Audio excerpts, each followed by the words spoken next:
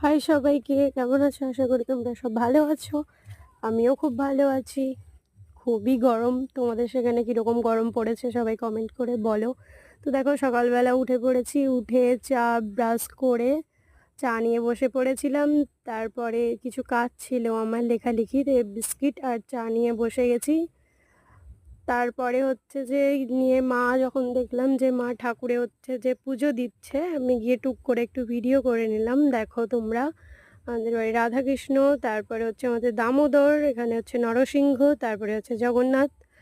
তারপরে দেখে নাও দুপুরবেলা হচ্ছে কামরাঙা খেতে বসে গেছি আমরা সবাই মিলে। আমি, ভাই, বনু সবাই মিলে বসে গেছি কামরাঙা নিয়ে। দেখো কি সুন্দর কেটে নিয়ে বসে গেছি খেতে।